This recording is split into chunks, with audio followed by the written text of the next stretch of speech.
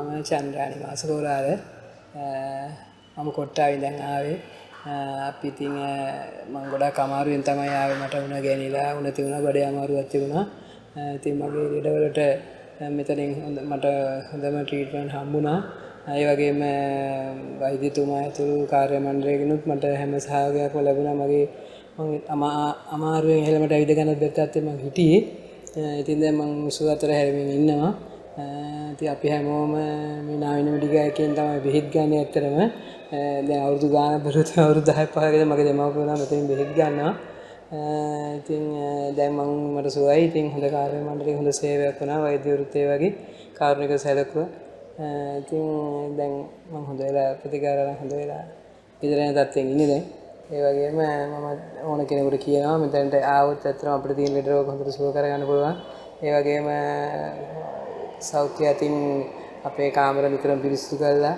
ඒ වගේ දේවලුත් අපිට කෑම හොඳින් ලැබෙනවා. ඇත්ත වශයෙන්ම මේ අපේ ගෙදරින් කාටවත් එන්න අවශ්‍ය නැහැ. මෙතන හැමදේම කෙරෙනවා. ඇත්ත වශයෙන්ම අපිට කාටවත් එන්නත් වෙලාවකුත් නැහැ.